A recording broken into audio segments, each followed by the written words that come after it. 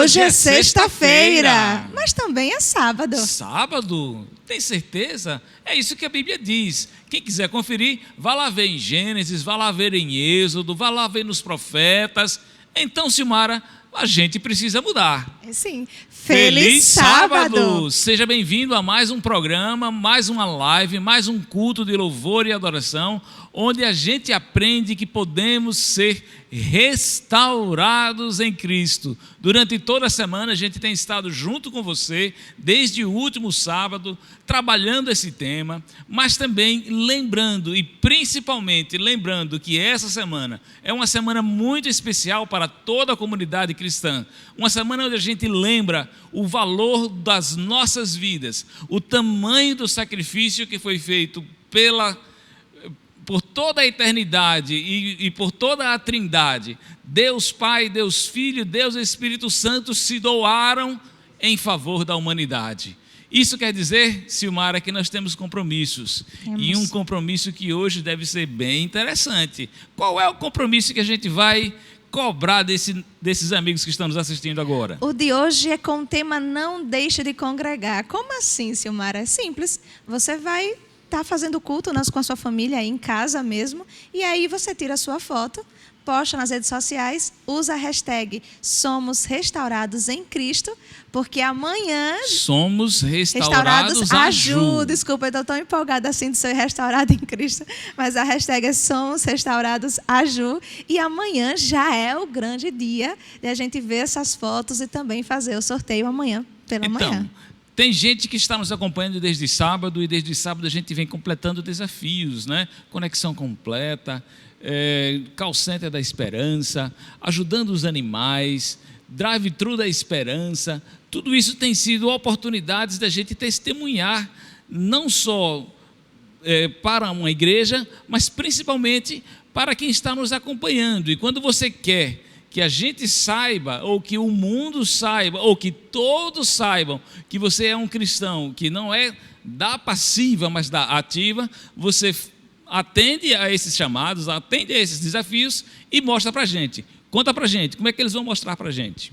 Vocês vão postar a foto aí no Instagram, marca a hashtag Somos Restaurados a Ju, e a gente vai ter a oportunidade de ver vocês cumprindo esse requisito, que com certeza ajudou a você crescer espiritualmente também. Você se tornou uma luz para esse mundo, para todas essas pessoas que foram alcançadas através dos desafios cumpridos por vocês. E além de a gente ficar feliz, vocês também vão estar concorrendo a prêmios bem bacanas aqui amanhã pela manhã. Muito bem. Além de participar, cumprindo esses desafios, também hoje, durante todo esse programa, durante todo esse culto, você pode dar o seu comentário, colocar o seu comentário, você pode colocar o seu pedido de oração, você pode fazer o seu incentivo, você pode convidar alguém passando o link para essa transmissão, e também pode dar o seu like lá no YouTube, e aí você ajuda a replicar esse conteúdo para muitas outras pessoas. Então, participe conosco desse momento de adoração e louvor, seja nosso parceiro nesses minutos em que a gente abre a palavra de Deus contigo, tá bom? Acho que é hora de começar, não é isso, Silmara? Então vamos orar? Oremos. Pai querido, agradecemos-te mais uma vez por estar conosco nesse momento, nesse dia, neste culto, neste louvor, nessa adoração.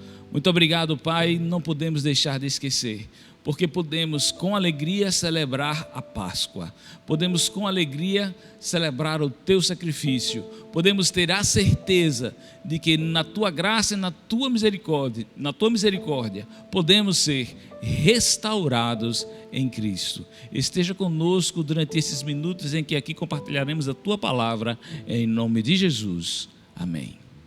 Amém. E como de costume, vamos lá ouvir o testemunho que sempre mexe com a gente.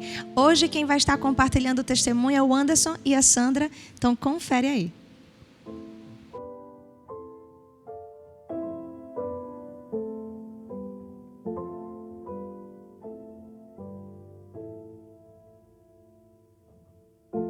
É sobre recomeço.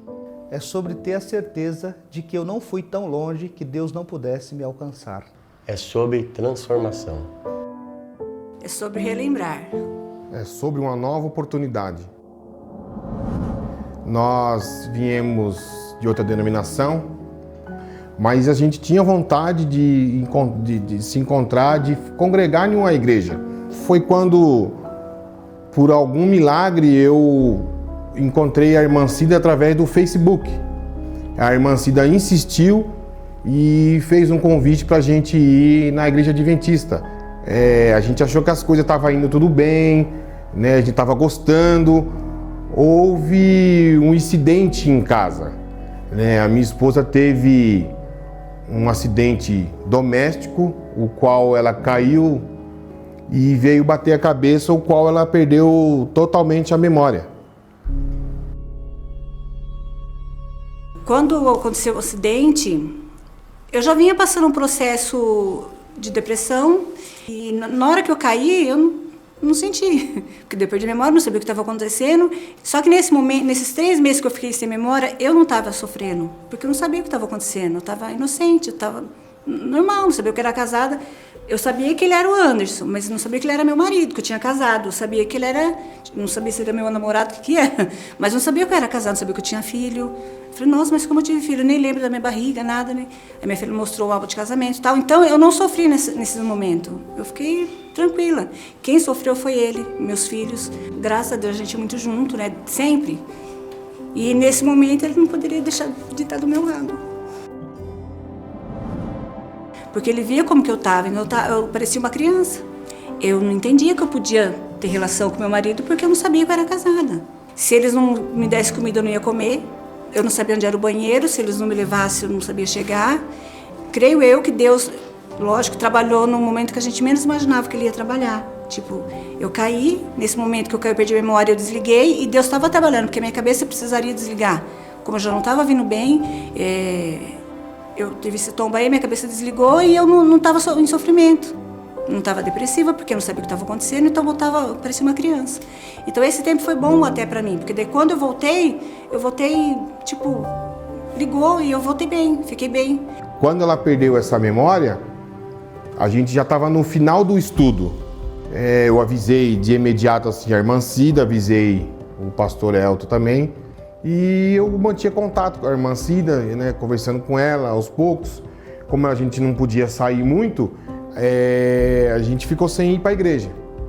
A gente ficou sem ir para a igreja porque eu perguntava para ela se ela queria ir, ela não sabia, ela não tinha lembrança.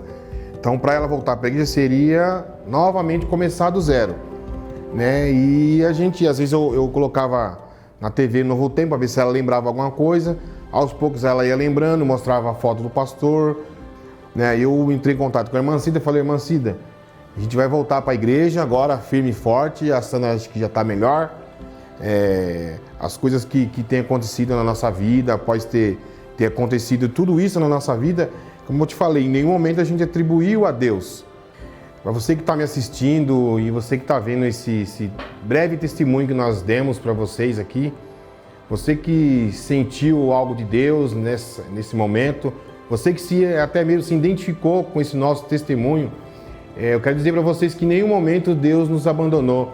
E eu queria fazer um convite para você que está desanimado, você que parou até mesmo de congregar em alguma igreja, procure uma igreja mais próxima de você, procure entregar sua vida novamente a Deus, que eu tenho certeza que assim como Ele fez com nossas vidas, Ele vai fazer com você também.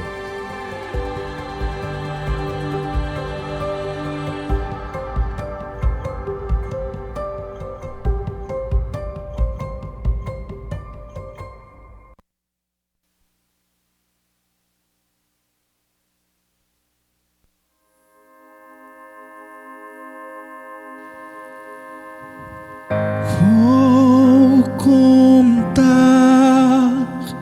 uma história de amor real, de um pai que seu próprio filho deu. A estrela anunciou que viria o rei em Belém.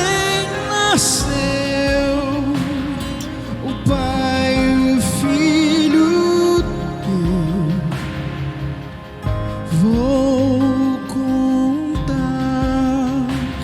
uma história de amor real.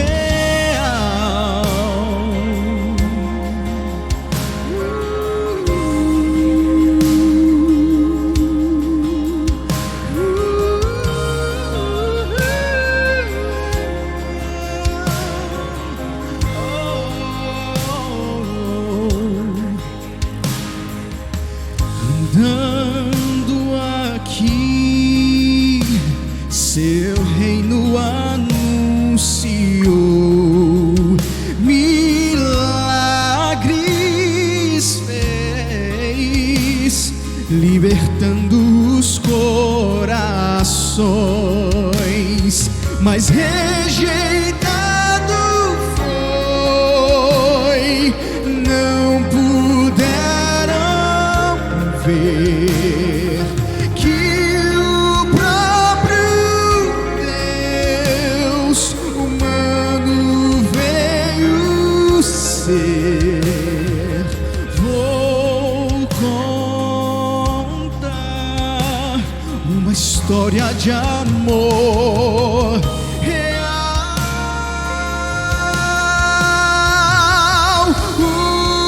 Humilhado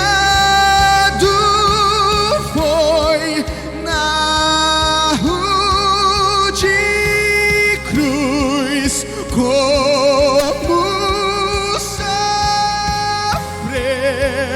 meu Jesus. Se morreu, mas ressurgiu pra nos salvar, pra nos salvar.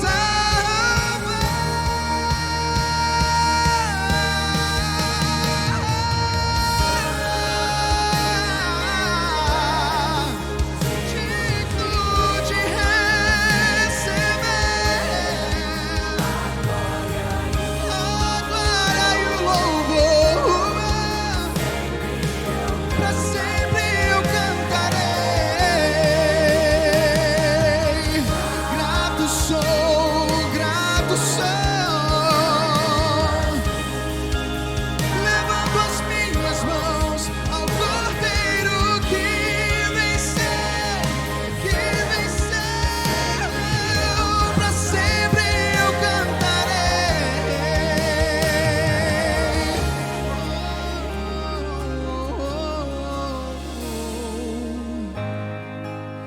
Vou viver uma história de amor real.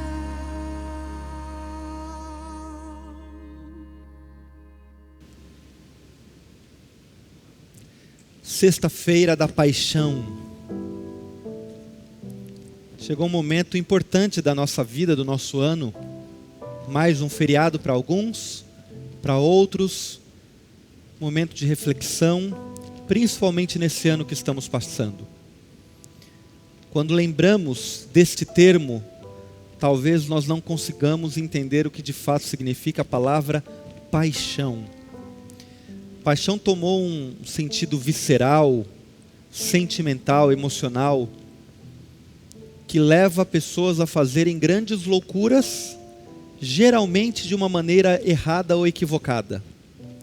Se reunir com uma pessoa que não é aceita pela sua família, comprar por impulso alguma coisa, e tudo isso ter a conotação de estar apaixonado. Mas quando a gente fica pensando o porquê este dia é chamado de Dia da Paixão, ou então este fim de semana é considerado a paixão de Cristo, nós estamos falando de uma paixão que não é deste mundo. Não é apenas sentimentalismo, não é apenas uma questão que leva as pessoas a um impulso, mas sim uma escolha. Talvez a palavra paixão esteja ligado mais às consequências deste dia que Jesus sofreu, do que necessariamente a algo amoroso. De amor, aquela sexta-feira não teve muita coisa. De glamouroso, aquele dia não foi muito grande. porque na realidade foi um dia difícil. As pessoas que estavam ali tinham sentimentos diversos, que foram misturados com um grande caldeirão que era Jerusalém naqueles dias. Alguns tinham a sua decepção clara e estampada em sua mente, porque haviam acompanhado aquele que era chamado de Messias e agora ele estava preso como um criminoso e condenado como tal. Outros espumavam a sua raiva de olharem para aquele que se chamou ou se denotou Filho de Deus, se fazendo igual a Deus, e agora indo com toda a força para condená-lo e para matá-lo. Alguns, ou para alguns, o sentimento era de surpresa.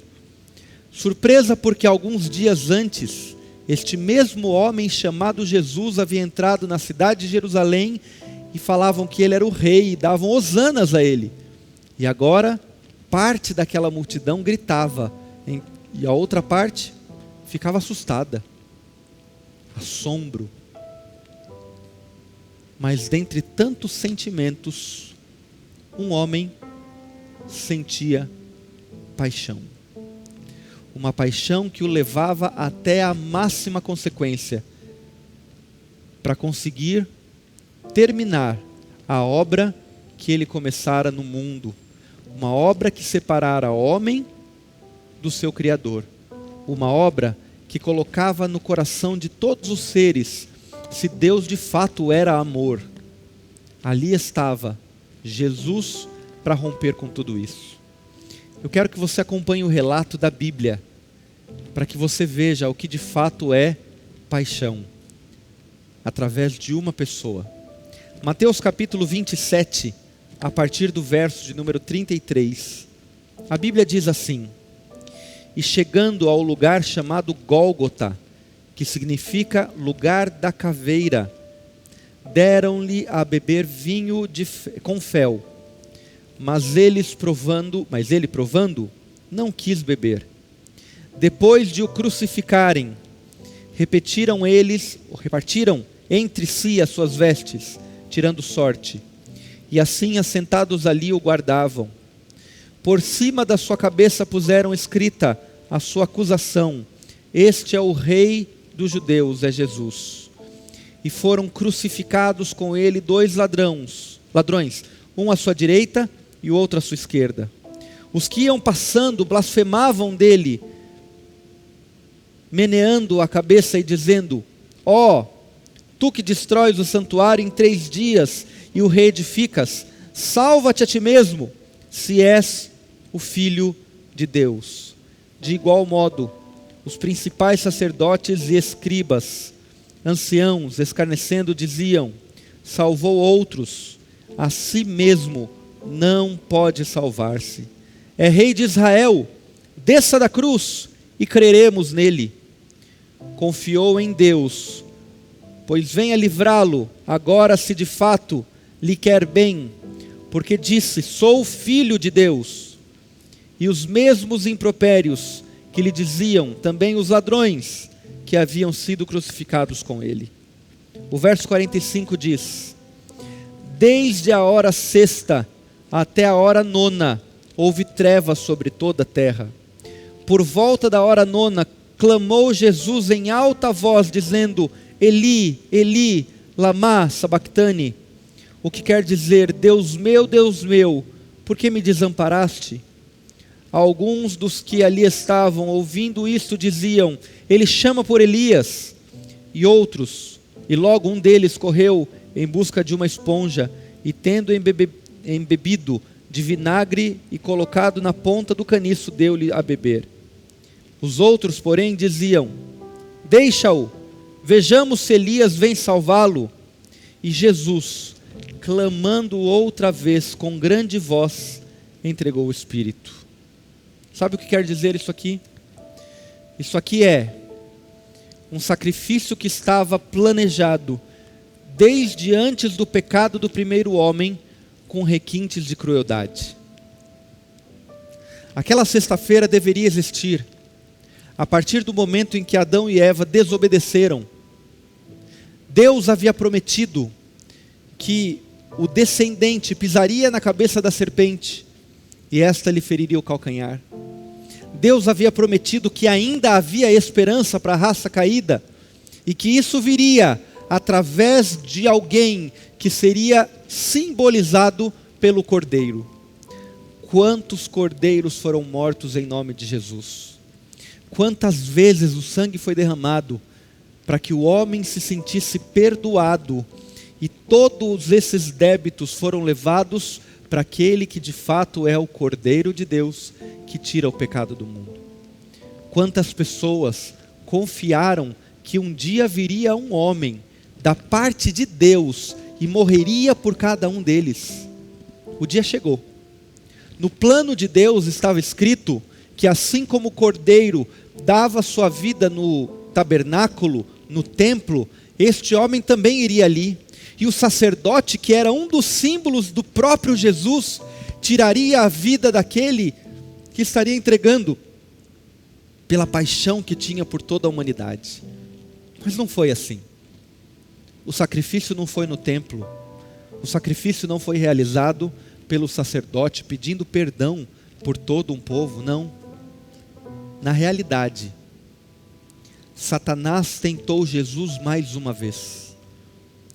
Ele fez com que fosse preso, seu rosto fosse tampado, esbofeteado pelos soldados e pelas pessoas que o prenderam.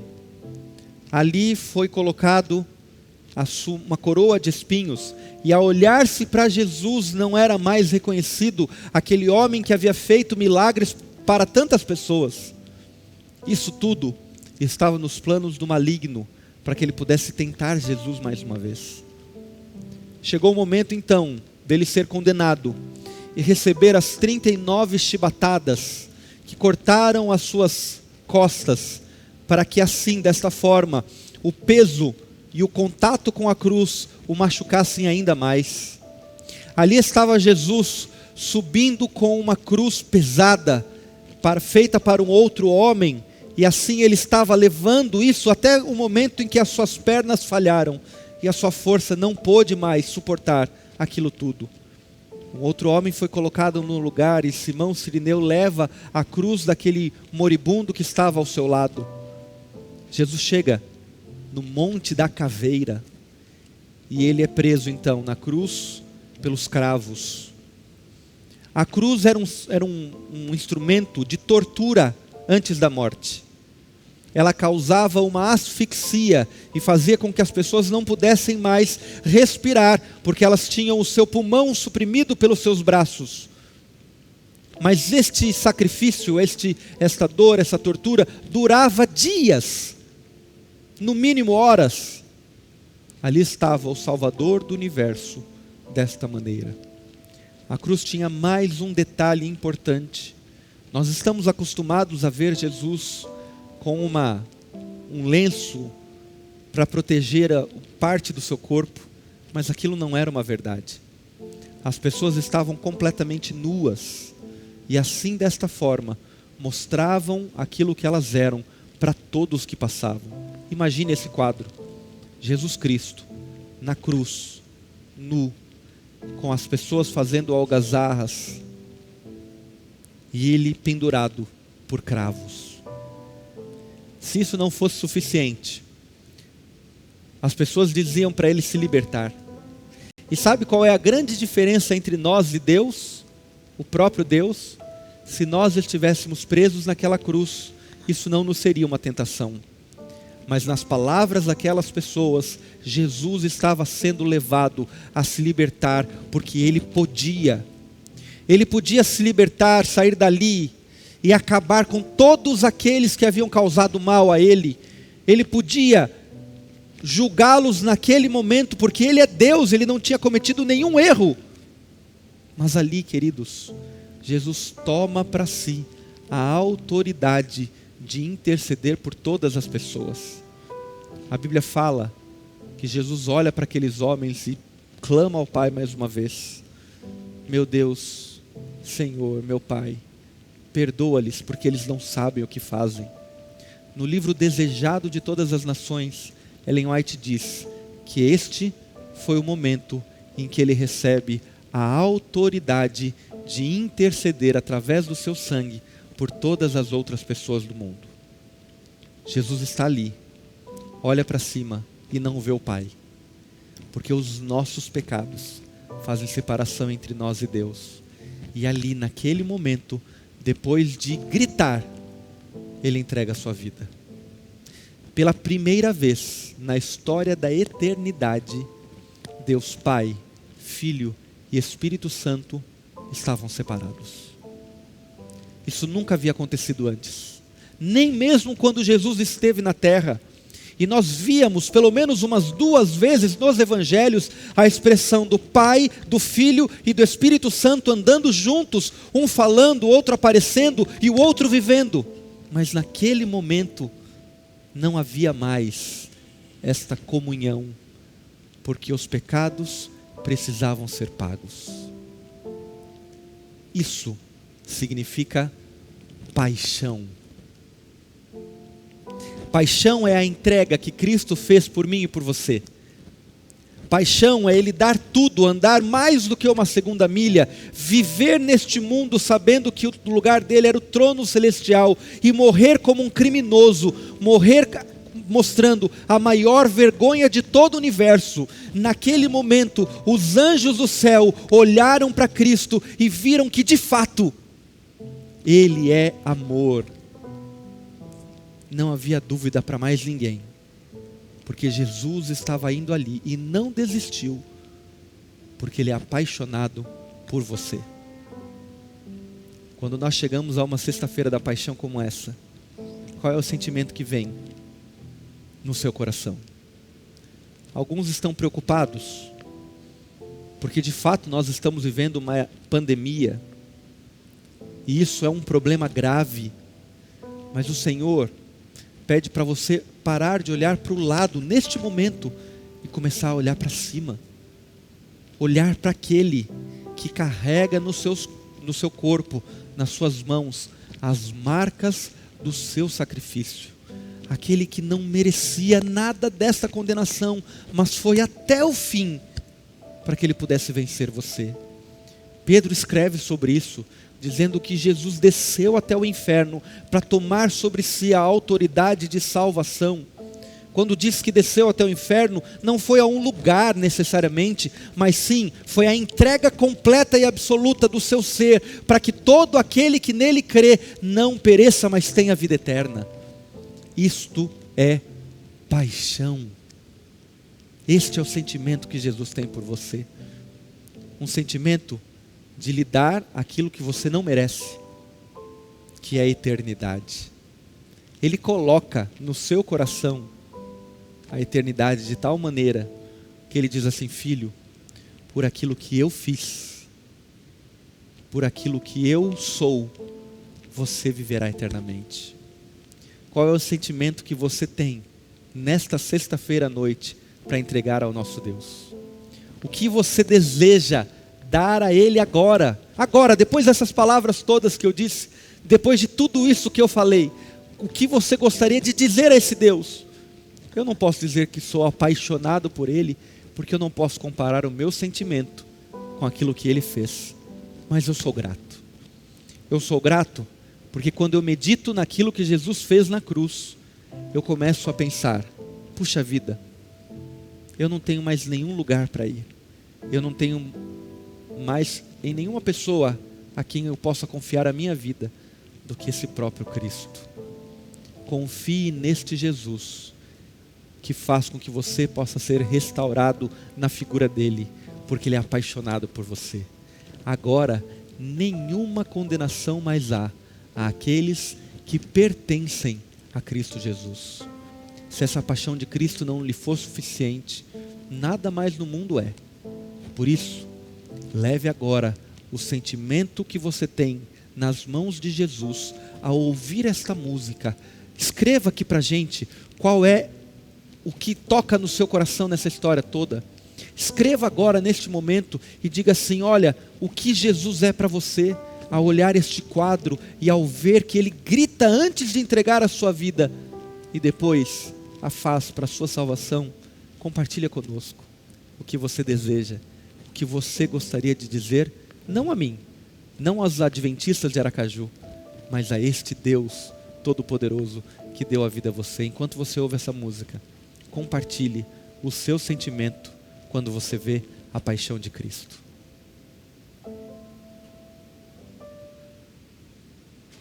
Que amor é esse? Que amor é esse?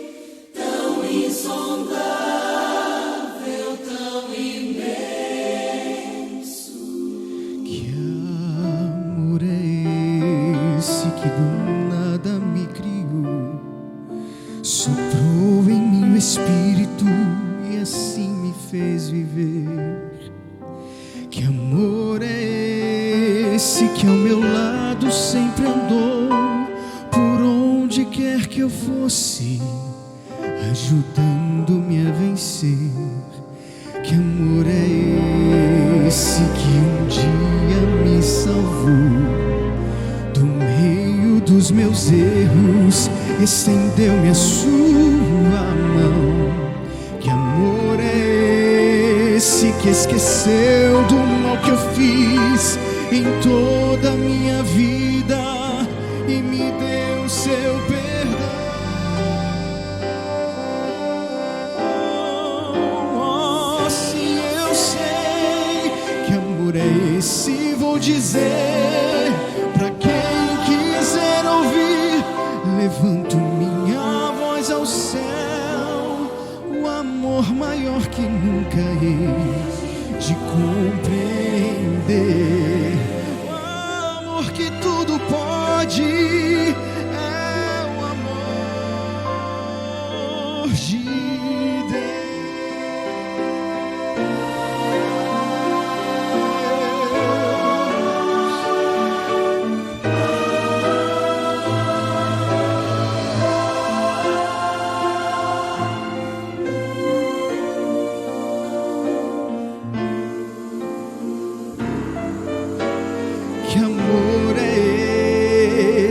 que transforma o coração, que dá sentido à vida, que redime o pecador. Que amor é esse que concede salvação, justificando o homem sem contar o que passou. Que amor é esse que nos prometeu voltar para dar a vida eterna a quem nele apenas crer. Que amor é esse que a própria vida deu, deixando a sua glória, vindo ao mundo para morrer. Oh, sim, eu sei que amor é esse, vou dizer pra quem quiser ouvir. Levanto minha voz ao céu, o amor maior que nunca hei de compreender.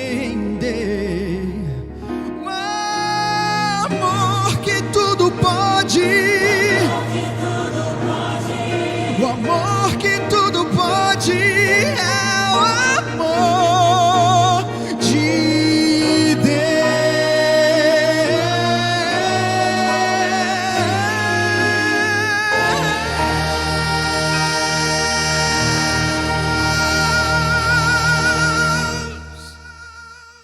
Este é o amor que Jesus Cristo tem por você.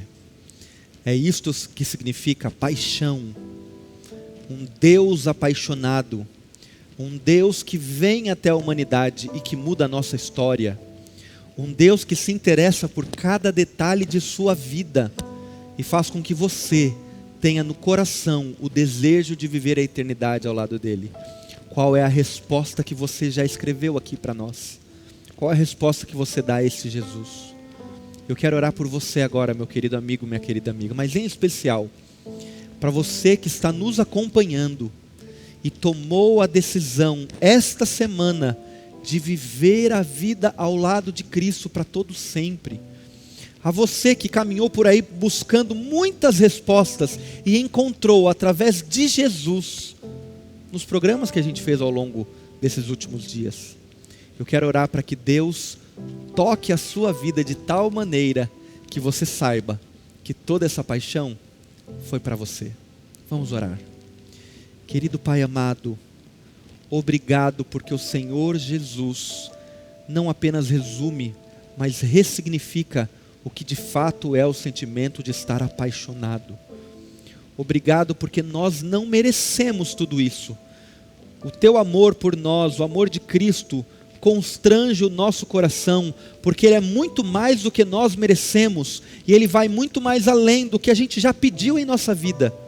Mas nós estamos aqui, gratos por Jesus. Por favor, meu querido Pai, receba a nossa gratidão através da nossa entrega. Eu tenho aqui vários amigos que estão nos acompanhando, várias amigas que estão entregando pela primeira vez o coração a Cristo, que estavam procurando as respostas em outras igrejas, em outros lugares do mundo, em outras diversões, mas descobriram através deste programa, através dos momentos em que nós estamos passando juntos, que o verdadeiro propósito é ser liberto por este Jesus maravilhoso. Toma a vida de cada um deles em tuas mãos. Toma a vida de todos que escreveram eu aceito, ou escreveram o seu sentimento aqui, neste lugar. Toma a vida de cada pessoa que está conectada conosco, recebendo esta bênção que vem do alto. E que Jesus Cristo seja o maior, o melhor, e que Ele dê uma paz que nada neste mundo pode nos dar. Ao vermos a história de Jesus na cruz, nós entregamos a nossa vida ao Senhor, para que o Senhor venha reinar e dirigir. Em nome dEle nós oramos. Amém, Senhor. Amém.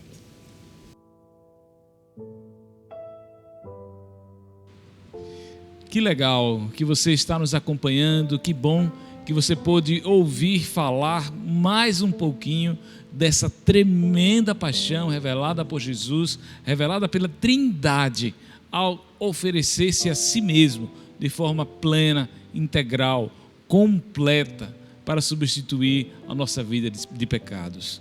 Mas, Silmara, esse recadinho deixa para a gente um gostinho de quero mais, um gostinho de quero mais. E a gente precisa lembrar desse pessoal que não acabou ainda. Eles ainda têm uma tarefa de casa. Tem sim, não deixe de congregar. Mas, Dilman, congregar precisa aglomerar? Congregar é aglomerar. Olha a trava-língua que você quase me deixa aqui. Congregar não é aglomerar. Congregar é você estar com a sua família, na sua casa, louvando a Deus, participando de um culto de adoração e estando junto com eles sem nenhuma aglomeração. Congregar é você com Deus e com a sua família em casa. Infelizmente, a gente não pode estar reunidos em um tempo devido às restrições sanitárias que nos são impostas. A gente obedece à lei, a gente obedece às autoridades, mas a gente continua congregando, louvando e adorando a Deus. Aquele que não deixar de congregar, o que é que ele tem que fazer, Silmara? Ele precisa tirar uma foto. Você pode tirar foto até agora, assistindo o seu culto aí com sua família ou sozinho, onde quer que você esteja assistindo esse culto. Você pode estar tirando sim a foto, porque você está assim também congregando. E aí posta no Instagram. Usa a hashtag SomosRestauradosaJu, porque amanhã nós teremos a oportunidade de ver essa sua foto. Vocês terão a oportunidade de estar aqui também concorrendo a prêmios aqui bem bacanas. E vai ser bem divertido esse momento de interação entre a gente, enquanto vê os desafios cumpridos. Repete aí para mim.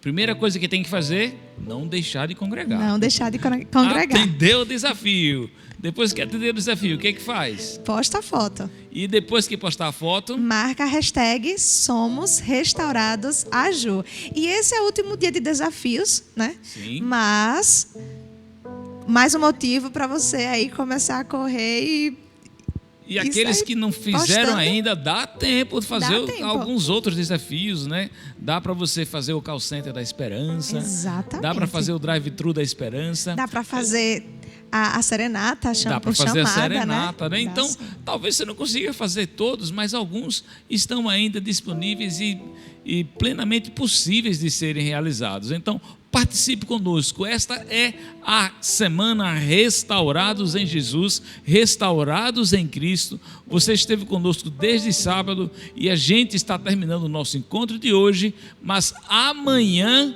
tem mais.